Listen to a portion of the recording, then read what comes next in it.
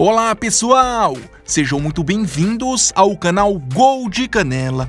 No vídeo de hoje, vamos descobrir o paradeiro de algumas equipes conhecidas da Europa, que por diversos fatores acabaram desaparecendo das principais competições do continente nestes últimos anos. Confere só!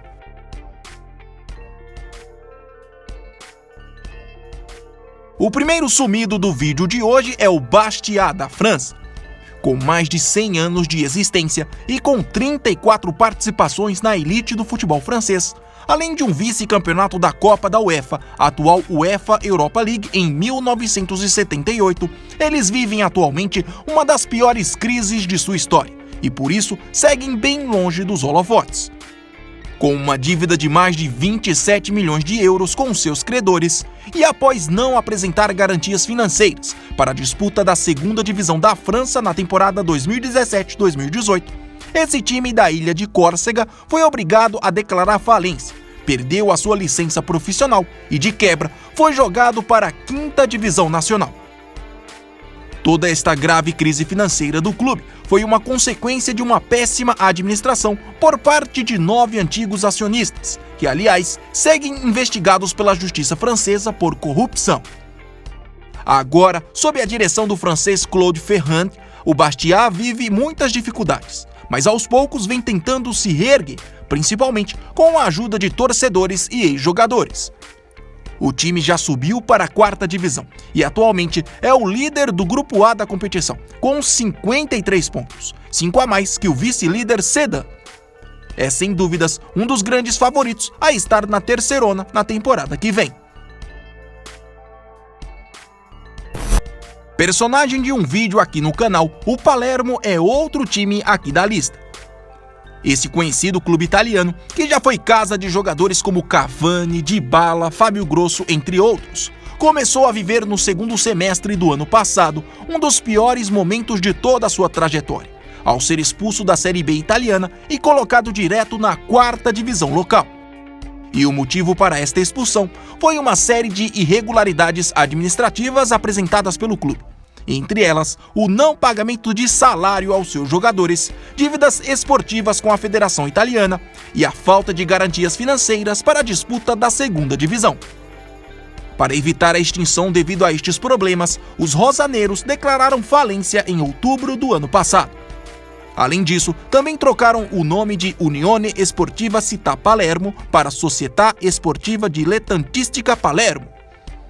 O escudo do clube também foi modificado, com destaque ainda maior para a Fênix, como símbolo de renascimento da equipe. A sociedade inglesa Mepal, que aliás havia comprado o Palermo um pouco antes desta crise por 10 euros, já não está mais no comando. O clube hoje é gerido pelos empresários Dario Miri e Tony Di Piazza. Na quarta divisão, a equipe da Sicília é a atual líder do grupo I com 57 pontos, 7 a mais que o vice-líder Savoia.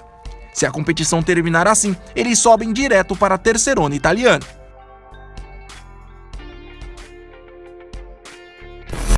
Agora vamos para a Inglaterra, para falar sobre o paradeiro do Sunderland, uma equipe tradicional que acumula em sua história 6 títulos nacionais, mas que nos últimos anos vive uma realidade totalmente diferente.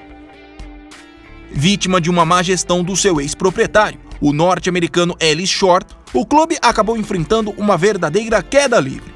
Saiu da Premier League na temporada 2016-2017 para hoje militar na League One, equivalente ao terceiro escalão do futebol inglês.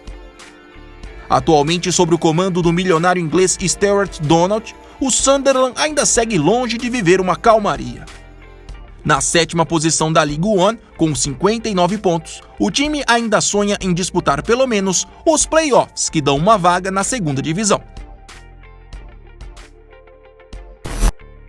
O Bolton é outro time tradicional na Inglaterra, que infelizmente encara a realidade de viver bem longe da Premier League.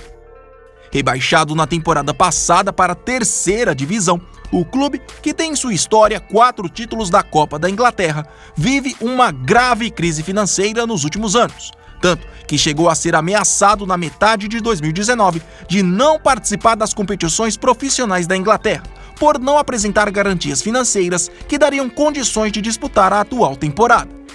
Só conseguiu escapar desta punição graças a uma empresa chamada Football Ventures, que de maneira emergencial comprou o clube e assim ofereceu as garantias necessárias.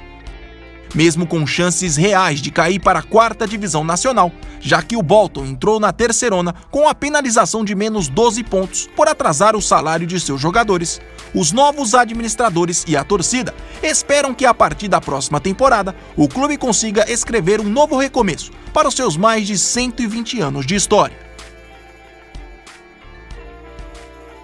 Saindo da Inglaterra, vamos agora para a Alemanha, contar a triste realidade do Kaiserslautern, um dos clubes mais tradicionais do país. Se você conhece um pouquinho do futebol alemão, eu tenho certeza que já ouviu falar desta equipe. 4 vezes campeão nacional, os Diabos Vermelhos, como também são conhecidos, andam meio longe do protagonismo desde 2002, quando diversos problemas financeiros chegaram a ameaçar até a continuidade das atividades do clube. A crise foi tamanha que antes da Copa do Mundo de 2006 na Alemanha, a equipe se viu obrigada a vender o seu próprio estádio, o Fritz-Walter, para um consórcio encabeçado pela própria prefeitura de Kaiserslautern.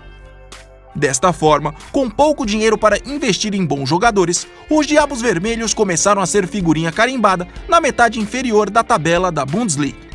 Mas aí, na temporada 2011-2012, eis que os anos de irregularidades cobraram o seu preço, e o clube acabou encarando o temido rebaixamento para a segundona. Sem nunca ameaçar um retorno à elite, o fundo do poço do Kaiserslautern aconteceu 6 temporadas depois. Com uma campanha pífia, terminando na lanterna, o clube se viu rebaixado pela primeira vez em sua história ao 3º escalão do futebol alemão. Mesmo com toda a tradição e apoio da torcida apaixonada, o clube ainda luta para não fechar as suas portas. Eles atualmente ocupam a 14ª posição da 3ª divisão, a 2 pontos da zona do rebaixamento, para a 4ª divisão do sistema de ligas da Alemanha. Equipe que surgiu para o mundo em 2011 como o novo rico do futebol europeu ao gastar caminhões de dinheiro em contratações de estrelas, o Hansa da Rússia anda bem sumido dos noticiários nesses últimos anos. Isto porque o milionário russo Suleiman Kerimov, então dono do clube e responsável por toda essa gastança, simplesmente cansou de não ver os resultados esperados e, alegando problemas de saúde, deixou de lado o projeto lá em meados de 2013. Assim, caminhando literalmente com as próprias pernas, mas sem dinheiro nem para pagar o salário de seus jogadores e demais funcionários, o Hansa começou a viver a realidade de um time da parte de baixo da tabela russa. Com uma dívida na casa de quase 200 milhões de rublos, cerca de 3 milhões de euros, em 2016, o clube foi vendido para o empresário Osman Kadiev, que chegou prometendo reerguer a instituição. Porém, para a tristeza dos envolvidos, isso nunca aconteceu. E para piorar, em 2019, após várias ameaças de falência, o Hansa acabou encarando 2 rebaixamentos seguidos. 18º colocado da edição passada da elite russa, os Águias foram rebaixados para a 2ª divisão, mas sem conseguir as garantias para inscrição nesta competição, acabou caindo para a 3ª divisão nacional, e por lá parece viver os seus últimos dias de existência. O Hansa é hoje o penúltimo colocado do Grupo Sul da terceirona russa, com apenas 10 pontos em 19 rodadas. Para finalizar, clube famoso aqui no Brasil por investir na contratação de vários jogadores brasileiros na década passada, o Metalist da Ucrânia é mais um clube que pouquíssimas pessoas sabem responder qual é o seu atual paradeiro. Bom, e isso tem uma explicação. Após conseguir chegar às quartas de final da UEFA Europa League em 2012, o clube acabou sendo vendido em um negócio pouco explicado até hoje para o jovem bilionário Sergei Kurchenko por cerca de 500 milhões de dólares. Até aí tudo bem, porém em fevereiro de 2014, quando na Ucrânia surgiu um conflito interno envolvendo a região da Crimeia, Sergei e os demais aliados do governo ucraniano tiveram que fugir do país, e assim o Metalist acabou ficando sem um dono. Sem o dinheiro do bilionário, mas com ele se recusando a deixar o comando, em abril de 2016, o clube não aguentou e perdeu a sua licença para disputar competições profissionais. Por isso, há quase 4 anos, não se ouve mais falar desta equipe, que oficialmente está considerada extinta. Com o fim do Metalist, ainda em 2016, outras 2 equipes com o mesmo nome surgiram no futebol ucraniano, mas aparentemente nenhuma delas tem ligação com o antigo Metalist.